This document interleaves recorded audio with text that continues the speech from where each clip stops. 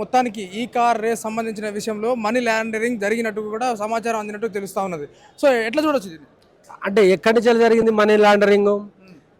స్వయాన అప్పుడున్నటువంటి government BRS పార్టీకి సంబంధించిన ప్రభుత్వము, అప్పుడున్నటువంటి హెచ్ఎండికి సంబంధించిన మంత్రి, పురపాలక శాఖకు సంబంధించిన మంత్రి కేటీఆర్ గారు, అప్పుడున్న ముఖ్యమంత్రి కేసీఆర్ గారు నిర్ణయం తీసుకొని అకౌంట్ టు అకౌంట్ ట్రాన్స్ఫర్ చేసిరు. వాళ్ళు ఎఫ్ఐఏ వాళ్ళకి, ఫార్ములా E1కి సంబంధించిన వాళ్ళకి అకౌంట్ టు అకౌంట్ ట్రాన్స్ఫర్ చేసిరు. ఇక్కడ మనీ లాండరింగ్ ఏడ జరిగింది?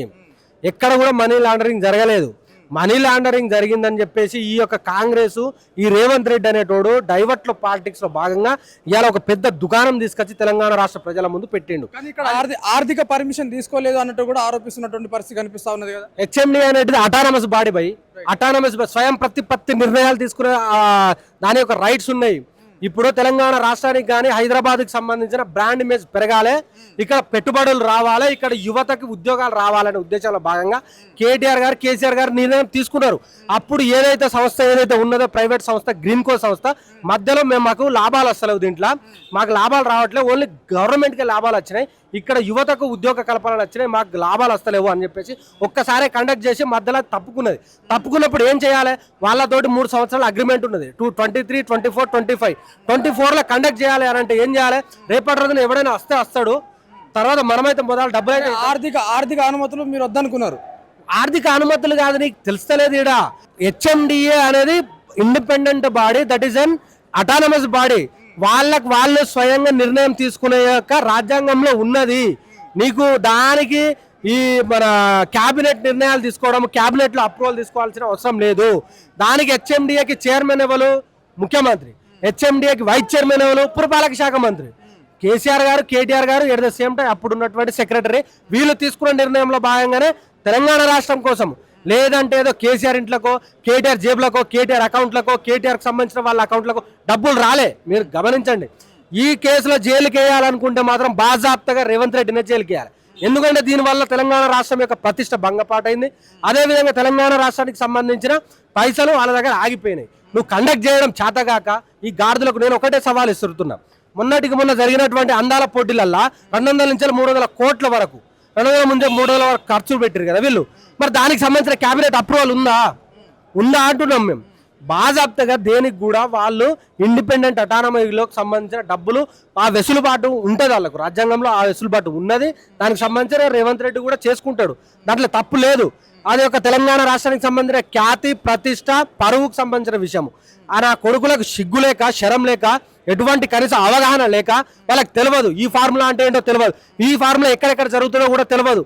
ఈ యొక్క కేటీఆర్ గారు స్వయాన దాదాపుగా ఈయనకు సంబంధించిన పెద్ద మనిషి, ఈయనకు గురువర్యులు చంద్రబాబు నాయుడు కాళ్ళు పట్టుకున్నా కూడా ఈ సంస్థ మన దగ్గరికి వచ్చి ఎప్పుడు కూడా పెట్టలే. కానీ కేటీఆర్ గారు నిరంతరం నిత్యం అడిగి వాళ్ళని రిక్వెస్ట్ చేసి మన దగ్గరికి వస్తే ఇక్కడ పెట్టుబడులు వస్తాయి, ఉద్యోగాలు వస్తాయి, యువకులు బాగుపడతారనే ఉద్దేశాలు బాగా తీసుకొచ్చి ఇలా చేస్తే ఈ గాడిదలు ఏం చేస్తున్నారు?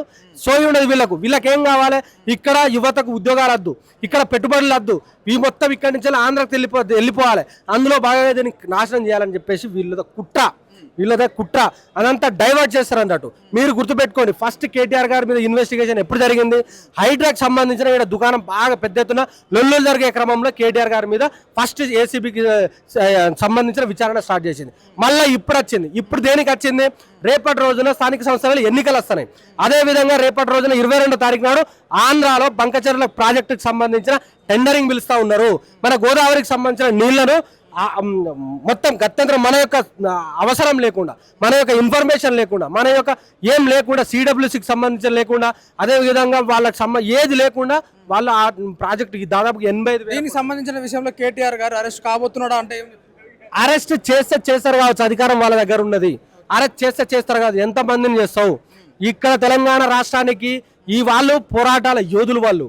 కేటీఆర్, కేసీఆర్ అనేటోడు ఉద్యమాల నుంచి పుట్టినోళ్ళు తప్ప నీ లెక్క పెయింట్ వేసో, లేకపోతే పైసలు 50 లక్షల డబ్బులతోటి, డబ్బు సంచులతోటి నువ్వు దొరకో, లేకపోతే చంద్రబాబు లాంటి కాళ్ళు పట్టుకోనో, చెప్పులు దొరకో రాలే. వాళ్ళు ఉద్యమం చేసి, బాజాప్తగా ఉద్యమం చేసి తెలంగాణ రాష్ట్ర ప్రజలు మెప్పు పొంది ఇవాళ వాళ్ళు నాయకులైన వాళ్ళు ఇలాంటి కేసులకు భయపడతారు. వాళ్ళు నీకన్నా యొక్క యోధులను వాళ్ళు తట్టుకుని నిలబడ్డోళ్ళు. వాళ్ళు రాహుల్ గాంధీని తట్టుకున్నారు, వాళ్ళు చంద్రబాబు నాయుడుని తట్టుకున్నారు, వైఎస్ రాజశేఖర రెడ్డి, కిరణ్ కుమార్ రెడ్డి, రోషయ్య. నీకు సంబంధించిన దుకాణం యోధుల కంటే వాళ్ళు తట్టుకొని నిలబడ్డారు. ఇవాళ నీ తాటాపు చెప్పులకు కానీ నువ్వు వేసే వాటికి కానీ అస్సలు భయపడే ప్రసక్తి లేదు. కేటీఆర్ని జైలు వేస్తే దాదాపుగా మాకు సంబంధించిన 60 లక్షల మంది సైన్యం ఉన్నది, 60 లక్షల మంది కేటీఆర్ని జైలు వేస్తాడు. జైలు అంటే ఎట్లా చూస్తారు మొత్తానికి? లాస్ట్ టైం కూడా కాళేశ్వరం సంబంధించిన విషయంలో కుంభకోణం జరిగింది అన్నట్టు కూడా కేసీఆర్ గారిని విచారణ చేసినటువంటి పరిస్థితి కనిపిస్తా ఉంది. ఇప్పుడు ఈ ఫార్ములా సంబంధించిన విషయంలో కూడా కేటీఆర్ గారిని విచారించడం జరుగుతుంది. అంటే దేని కక్షపూరితమైన రాజకీయం అనుకోవచ్చా? డైవర్ట్ పాలిటిక్స్ ఇది. ఇప్పుడు మొన్న జరిగినటువంటి రాహుల్ గాంధీ అదేవిధంగా సోనియా గాంధీకి సంబంధించిన ఈడీ విచారణలో ఆ ఛార్జ్ షీట్ లో రేవంత్ రెడ్డికి సంబంధించిన పేరు ఇంక్లూడ్ చేసిళ్ళు. అది ఎక్కడ స్వయాన ఒక తెలంగాణ రాష్ట్ర ముఖ్యమంత్రి ఈడీ విచారణలో ఆ ఛార్జ్ షీట్ లో పేరు వచ్చింది అని అంటే అది ఎంత ఘోరమైన కేసు. అది దాని నుంచి డైవర్ట్ చేయాలంటే ఏం చేయాలి? ఇట్లాంటి దుకాణం తీసుకురావాలి. తెలంగాణ రాష్ట్రంలో ఎవరిని ముట్టుకుంటే తెలంగాణ డిస్కషన్ అంతా అటు సైడ్ పోతుంది అనే ఉద్దేశంగా మొన్న కేసీఆర్ గారిని చేశారు, ఇలా కేటీఆర్ చేస్తారు. మేము అడుగుతా ఉన్నాము, నాయన నీకు సిగ్గు శరం లజ్జ మానం ఏదైనా ఉంటే నువ్వు మనిషివే అయితే లైట్ డిటెక్టర్కి రా అని చెప్పేసి కేటీఆర్ సవాల్ ఇసిరిండయ్యా. లైట్ డిటెక్టర్కి రా, నేను మొగని నేను వస్తా, నువ్వు వస్తావా అని చెప్పి సవాల్ ఇసిరిండు. దానికి సిద్ధంగా ఉండాలి కదా, నువ్వు మొగనివే కదా, నువ్వు నల్లమల్ల పులే కదా, నువ్వు రా, బయటికి రా, బాజాబ్తగా బయటికి వచ్చి నువ్వు కూడా నిరూపించుకో. లేకపోతే మాత్రం రేపటి రోజున జరిగే పరిణామాలకు రేవంత్ రెడ్డి కారకుడవుతాడు. మేము 100కు 200%. ఇది ఇందులో ఎటువంటి మనీ లాండరింగ్ జరగలేదు. అసలు ఈ కేసే ఉత్త కేసు. ఆయనకి సోయి లేదు కానీ ఈయనకు తెలివి లేదు. ఇంకా కేటీఆర్ గారి ఇమేజ్ ఇంకా రోజు పెరుగుతుంది జనాలలో కానీ తగ్గట్లేదు. ఎందుకనంటే ఓటుకు నోటు కేసుకు దొరికిండు వాడు. కేసు జైలు పోయిండు కాబట్టి రేపటి రోజున వీళ్ళని కూడా పంపాలని చెప్పేసి ఆయన యొక్క కుట్ర తప్ప ఏది లేదన్నా. దయచేసి మీరు మీ మీడియా వాళ్ళకు కూడా మేము ఒకటే విజ్ఞప్తి చేస్తూ ఉన్నాము, నిత్యము మీడియా జర్నలిస్టుల మీద కూడా అలా దాడి కొనసాగుతూ ఉన్నది. ఎవరు ప్రశ్నిస్తే వాళ్ళ మీద కేసులు పెడతా ఉన్నారు, ఎవరు అడిగితే వాళ్ళను జైలుకు పంపుతా ఉన్నారు. ఇదా ప్రజాస్వామ్యం అంటే? 426 గ్యారెంటీలు ఇచ్చింది దేనికోసం?